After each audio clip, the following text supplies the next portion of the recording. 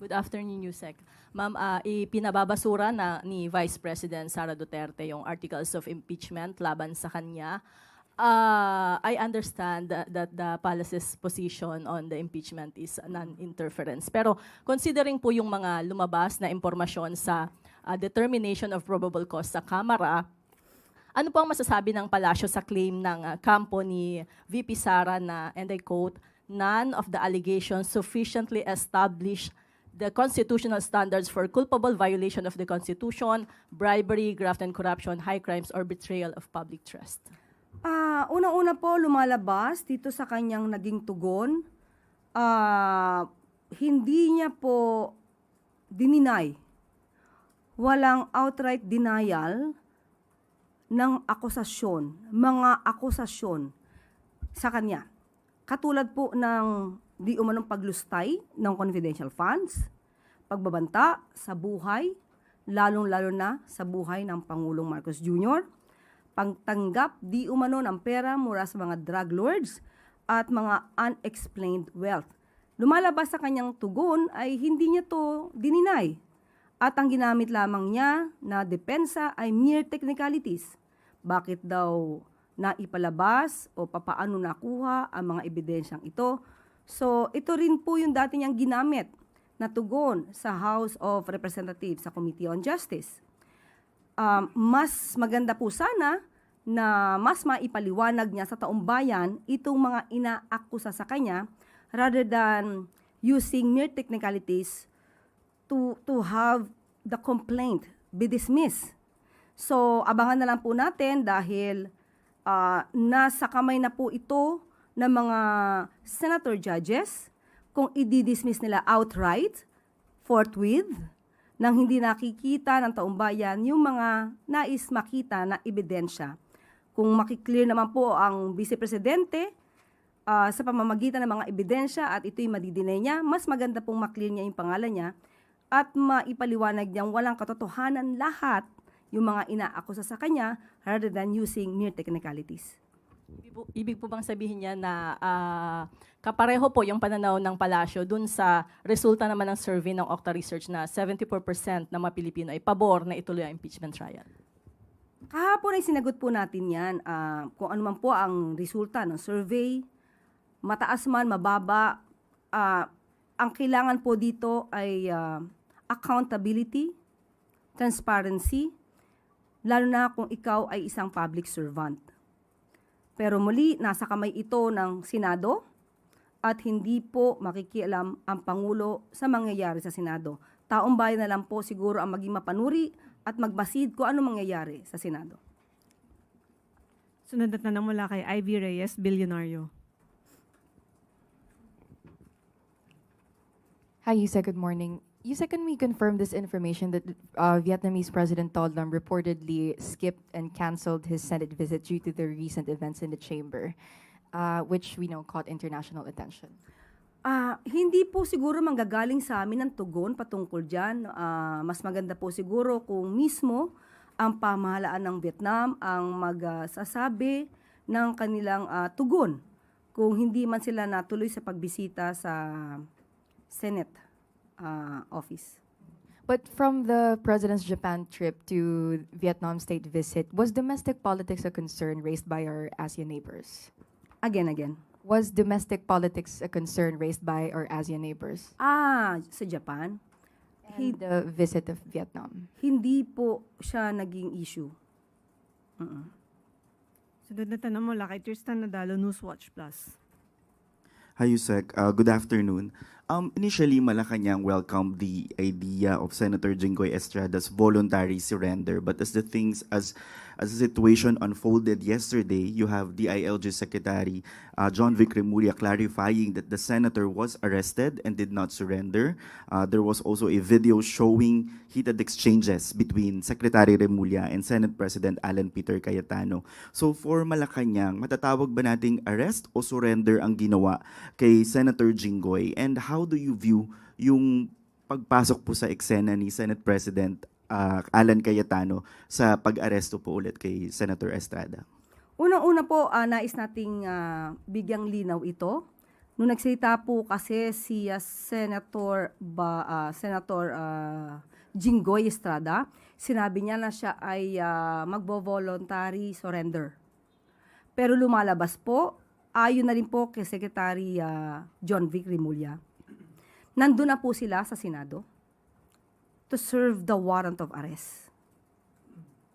So, mag-aaresto na po sila at humingi na lamang po ng pagkakataon itong si Senator Jinggoy na kung siya ay maaari pang magbigay ng statement.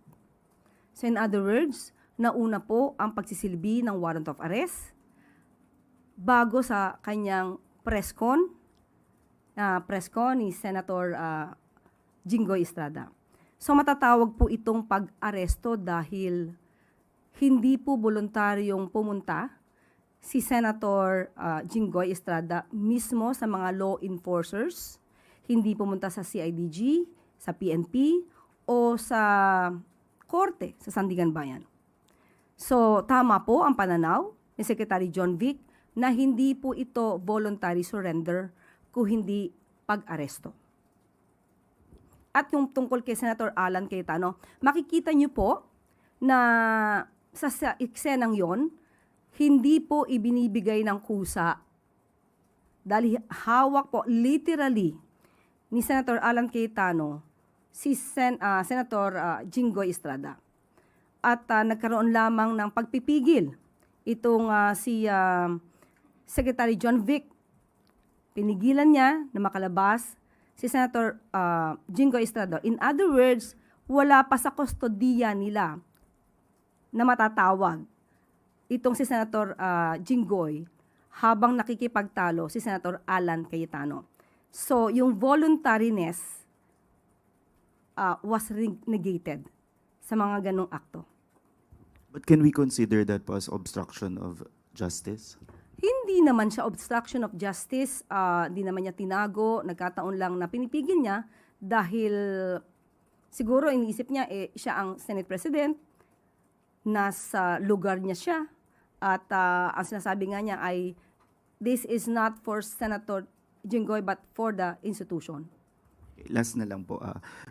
So dahil po nangyari yung pag-aresto kay Senator Jinggoy, wala rin pong nangyaring sesyon kahapon. And the Senate minority calls it a boycott of duty because they don't see yung pag-aresto po kay Senator Estrada as a justifiable reason not to hold session dahil may mga responsibilidad pa rin po sila. Given kung magpapatuloy po yung ganitong pangyayari sa Senado, how is this affecting yung, syempre po yung pagpupush ng mga legislative priorities ng administration and yung mga trabaho rin po nila dapat para sa taong bayan? Katulad din po na sinabi ko noong mga nakaraang araw, sa parte po ng Pangulo, sa parte po ng Ehekutibo, wala pong magiging issue. Kahit sino po ang leader sa Kongreso, makikipag-ugnayan, makikipag-cooperate ang Ehekutibo para lamang maipasa ang mga priority bills para sa taong bayan. Ang Pangulo po ay hindi isipin ang sarili, hindi isipin ang sariling interes. So, yan po ang itanong natin sa Senado dahil tama po, hindi naman po kinakailangan na hindi magtrabaho kahapon dahil maski na po ang paghatid at pagsama kay Senator Jinggoy Estrada bilang kaibigan ay nararapat lamang. Pero hindi po kinakailangang talikuran ang sariling mandato para lang sa ganitong klaseng issue. Follow-up question mula kay Lizelle Pardilla, PTV. Good morning po, Yusek. Yusek, Senate President Cayetano insisted not to implement the warrant of arrest within the Senate premises, pero nangyari pa rin po. Would it set a possible precedent for possible future arrests sa mga senators to be carried out within the Senate if necessary, kahit po na pinapalaga ng Senate leader sa ngayon? Unang-una po kasi, alam naman po nila na kapag ang isang crime na kung ang isang senador ay involved sa isang For this week and for today, Congressman Lanao del Sur, 1st District, Congressman from Lanao del Sur, Congressman Zia Alonto Jong. Good morning, sir. Morning. Bismillahirrahmanirrahim. Assalamualaikum warahmatullahi ta'ala wa barakatuh. Magandang umaga po sa ating lahat. First of all, I'd like to particularly thank Ma'am Marichu Villanueva for inviting me here. Tama po yun. Second time ko lang po ito pumunta sa Cafe Adriatico. It brings a lot of good memories, no? When I was with my auntie used to come here. Maraming salamat din po sa ating mga media friends and media partners na dumalo sa forum na ito. Nais ko lang pong just a very brief po, no, na update. I'm sure all of you know na the House prosecution team has officially acknowledged that we are in receipt of the answers ad cotelum of the Vice President defense team, and the House prosecution team is currently studying the answer from the Vice President for either to respond, to comment on the answers that would be given, hopefully, no, within the 5 working the calendar days set by the impeachment court.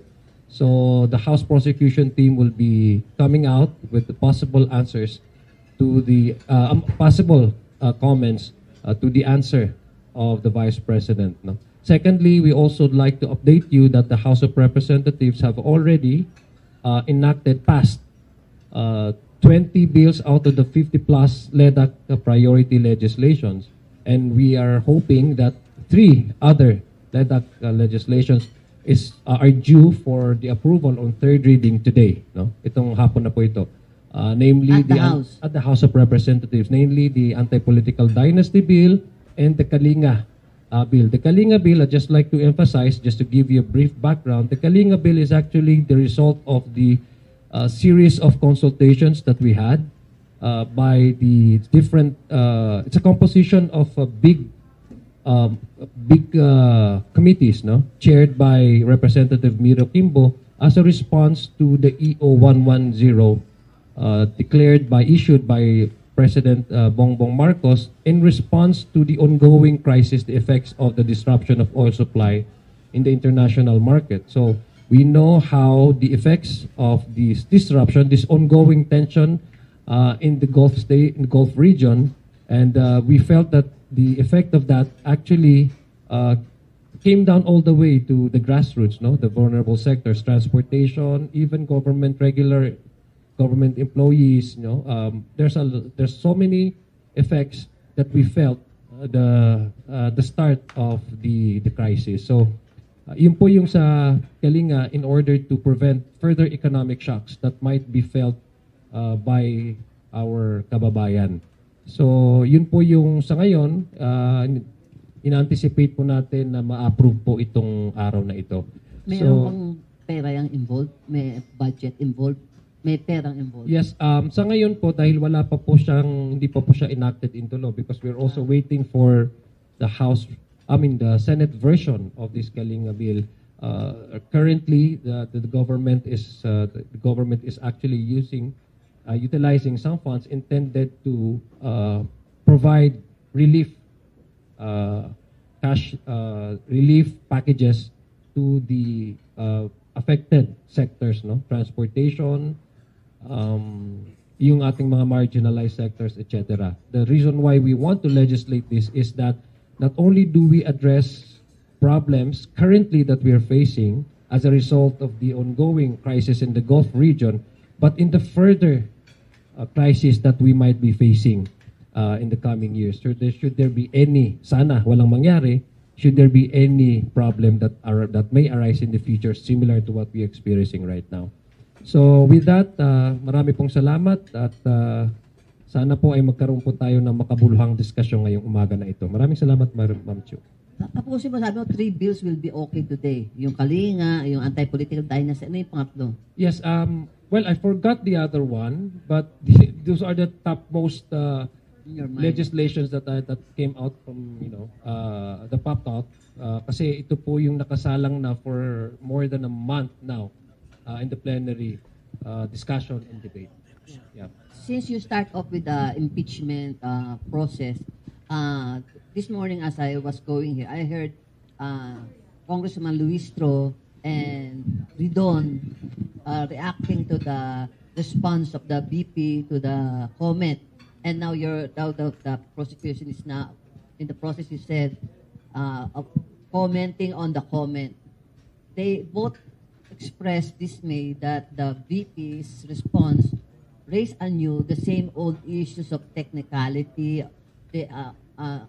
If you read it in general, it says the House violated again the constitutional requirements as recommended by the Supreme Court when it acted like an impeachment court, when they issued subpoenas and tried to look into the evidence when it is supposed to be the Senate as impeachment court to do it.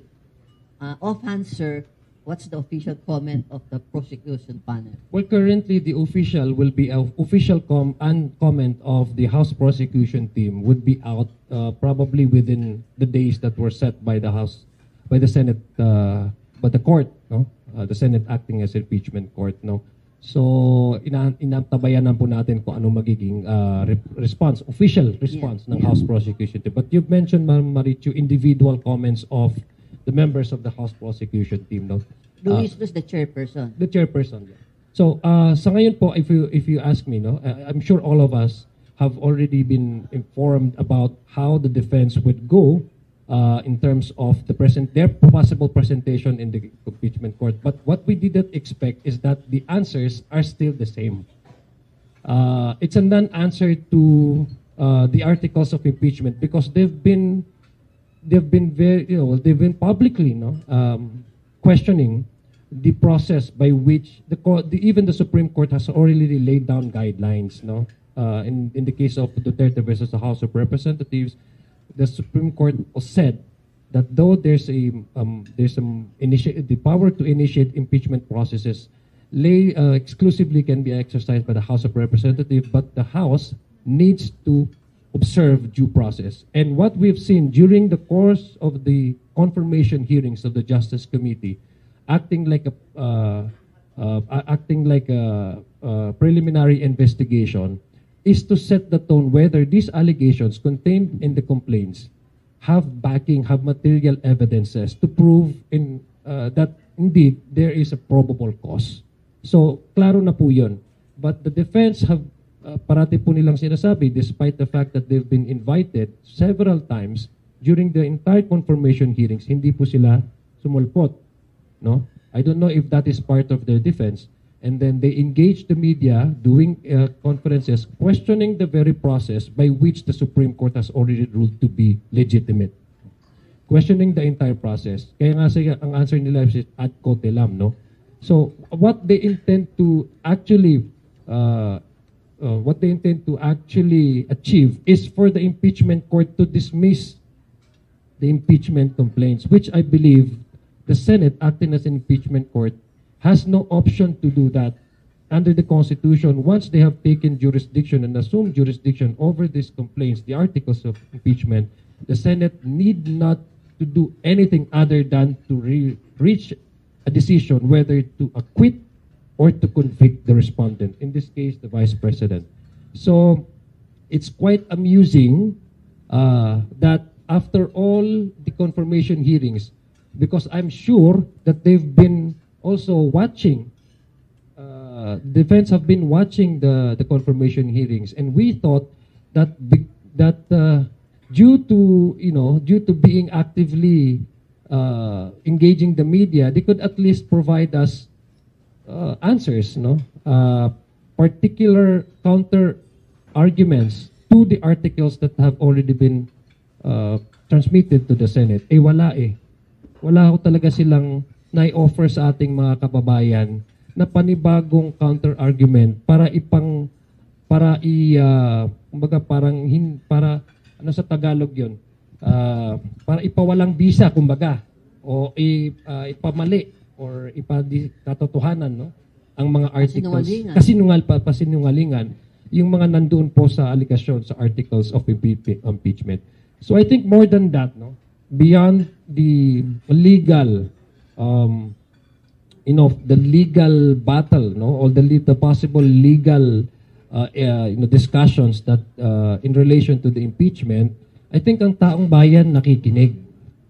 Ang taong bayan natin po ay patuloy na nakikilahok at pinapakinggan ang bawat panig po. Ang ine-expect po ng ating mga kababayan ay ipapatuloy itong impeachment court because the defense has said many times over that they will answer these allegations in the proper forum. And the proper forum is the Senate. But then again, when we receive the answer of the vice president through her defense, meron pa silang answer with ad coetelam. Kumbaga, questioning the very process by which the impeachment court has already taken cognizance and jurisdiction over. So, if they are willing to address and answer this allegation in the proper forum, we were expecting that they would also supply new counter evidences para pasinungalingan yung mga allegation. Eh wala po. Ang ginawa lang po nila is yung rehash na sinasabi din po nila, questioning the entire process. I think the public is smarter enough not to notice that and observe that. Kasi 70% na nga po sa ating survey sa ngayon nagsasabi na kinakailangan madinig na ng taong bayan.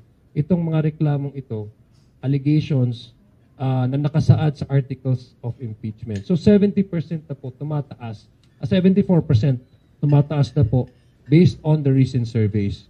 So I think it's more than just the anticipated legal discussions in the actual impeachment court. The people has invested so much on this issue, and the people deserves to have to get straight answer from the vice president, straight answer from the defense as to countering these allegations, and not so much on questioning the entire process, because the people themselves, the public themselves, agree that the process has to go through and has to move forward. In this case, Senate should now proceed to the actual impeachment trial. I sense some apprehensions on your part when you mentioned about the Senate is being forced to dismiss right away the impeachment because of the non-answers of the VP camp.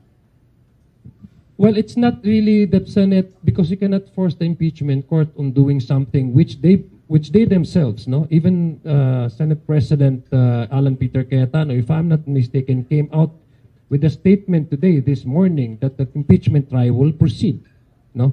So I think it's not to force the Senate to dismiss the case, because again, the Senate already taken jurisdiction over the articles of impeachment. Ibig sabihin, meron na po silang, nag-convene na po sila. Okay. So they believe, and I do believe firmly, that our senators understand their constitutional duty, because the House of Representatives has already performed our constitutional duty. Hindi po pwedeng ang recognize mo lang ay yung constitutional duty ng Senado, tapos i-question mo yung process kung paano ito, in the first place, napunta sa Senado. So, ibig sabihin, it has to be the recognition of the entire impeachment process should begin with the initiation. So, when you recognize that, and when you say that they will answer in the proper forum, that is actually recognizing the process. Kasi sinasabi naman nila, and the fact that they have answered, yun nga lang, wala talagang sagot kasi rehash naman yung argument, proves that they also do recognize. It's just that they hope in their prayer that because of their questioning the entire process, they hope that the Senate would eventually dismiss, which I believe the Senate, I do firmly believe that the Senate understand that that is not even an option for them as an impeachment court. It's either to acquit and to convict. And the purpose for that is to allow the public understand what are the allegations and what are the accusations. Because ito pong pinag-usapan nating impeachment trial na ito, Constitution po ang nagsasabi nito. Ang nandito po na tumatayo bilang isa sa mga bilang isa sa mga panawagan ng ating mga House Prosecution Panel is yung accountability mechanism ng Constitution. It is actually our civic duty, and in fact, based on the recent survey that came out, the ordinary Filipinos do understand that this is part of their civic duty to make sure that the Constitution stands and can weather political pressure. And I do firmly believe that our senators do understand that. The Constitution is now under, kumbaga parang tinetest natin ito. Hindi lang ito trial ng Vice Presidente. Ito rin po ay test kung gaano katibay, katatag ang ating konstitusyon.